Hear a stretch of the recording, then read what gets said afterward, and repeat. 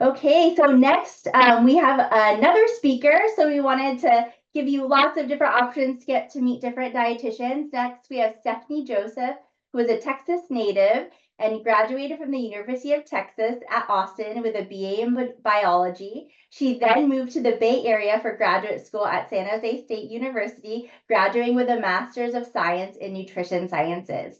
She completed her dietetic internship through Santa Clara Valley Medical Center. Her job experiences are in home enteral nutrition and inpatient acute care before joining the Stanford Clinical Nutrition team in 2022. Thank you so much for being here, Stephani, and sharing your talk on justice for the snack. So thank you so much for sharing your ideas on snacks and how we can incorporate them. Wonderful. Hello, everybody. Good afternoon. Happy National Nutrition Month. As Leah said, my name is Stephani, one of the dietitians in our clinical nutrition department, talking about justice for the snack, the when, why, and what to have for a snack. Sometimes our snacks get a bad rap, but they definitely have a time, a place, and a purpose. So we've all been there whenever now my slides are being funky. There we go.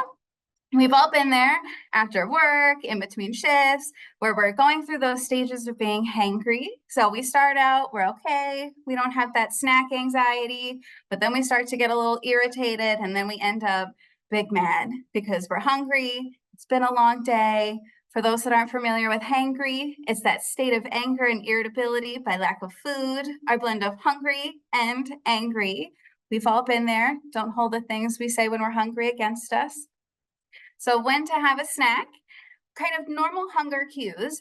Our stomach empties about every 4 hours.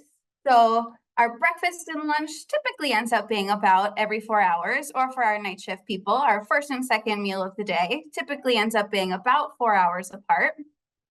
And then our second and our third meal ends up being sometimes 6, 7, 8 hours apart. If it's a busy day, you have errands to run, little people to take care of, pets to take care of, time slips away from you, that second and third meal starts to kind of creep in how further apart they are. So ideally, a snack would be about 3 or 4 hours after that lunch meal or kind of that second meal in your day. Why to have a snack is incorporating that afternoon snack can help with those normal hunger cues. So if we're having 7, 8 hours in between our meals, we've all been there, dinner, everything sounds good, everything tastes good. You go for something salty, something sweet, back to something crunchy, back to something salty, because everything just sounds good. Or if you're out to eat with friends, chips and salsa seem like nothing, and then you still have food coming. So having that extra snack in between our second and third meal, our lunch and our dinner, can just help with those normal kind of appetite control and avoid overindulging unintentionally at that next meal. For our patients that are monitoring blood sugars, can help avoiding those low blood sugars, those hypoglycemia episodes, making sure that we don't dip too low. And then for our people that are working out at the gym, going for a walk, that helping have that extra touch point of calories, protein, can help with that muscle recovery and getting back to your next activity sooner. So what to have at a snack? Same thing as what Gina touched on, having that PFC, that protein, fiber, and color, and also stealing a phrase from Gina, our hunger-busting duo with our protein and our fiber.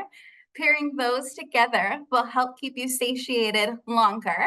That way, your snack doesn't end up bleeding into dinner and then having kind of a whole afternoon of grazing on things. And then, as Gina said as well, having multiple things in rotation can help alleviate that boredom, that if you packed your snack, you have it, but you've had it 5 days in a row, it's day number 6, and you're like, I'm just over it. I don't like it anymore. I don't want it anymore. I'm bored of it. Having those kind of multiple options in rotation can help alleviate that boredom. So what to have, couple options for our protein and our fiber. We have a wide variety. Snacks can be fun and exciting, doesn't have to be boring. Adding in our color as well. So we can do snacks that have an animal protein, or we can also do vegan, vegetarian. If you want to try some vegan and vegetarian options, snacks are a good, not too committal way to try those out, experiment with them. So our yogurts, like Elaine said, have good biotics to them, our probiotics, cottage cheese, eggs, our dairy-based protein shakes. There are a lot of different dairy-free yogurts out there as well. I think I tried a goat milk yogurt a little bit ago. That was a ride. It was interesting, a little tangy, a little sweet. Our nuts and our nut butters, our beans, edamame, and then there are a lot of good plant-based protein shakes out there as well. Our plant-based protein shakes are typically a combination of like our pea proteins, our pumpkin seed proteins that are pretty interesting creations, a wonderful source for our vegetarian and vegan friends. Our fiber comes from like our fruits, veggies, chia seeds, nuts, nut butters. Again, our beans have our protein and our fiber. We can also do high fiber cereals. So if you don't have access to like a fridge at work, you need something that's a little bit more shelf stable, can pack some dry cereal. Nothing wrong with munching on some dry cereal, or a bread and peanut butter, crackers, rice cakes, things like that don't have to be refrigerated if you don't have access to a fridge, either at your job or if you're commuting, going places, don't have to keep things refrigerated to have a good snack. So a couple options here that kind of tie a lot of things together that Elaine and Gina both said. Adding in our color, things that are seasonal, adding in both our pre and our probiotics, and little self-care, buy the cute containers. If something looks cute and you like the container and it's in, you're more likely to grab it. As Gina said, keeping things out on the counter, making it visually appealing. We eat with our eyes first, so if it looks good and you're excited about it, you're more likely to have it. And then also having those kind of prepackaged options as well. So not every day, everything is going to be as beautifully laid out, and that's okay too. There are great shelf-stable purchase options, our fiber bars, our different protein shakes, whether they're pre-made or you make them at home. There's a lot of good options out there that don't always have to be Instagram or social media worthy. Nourishing yourself is the ultimate goal. Thank you so much, Stephanie.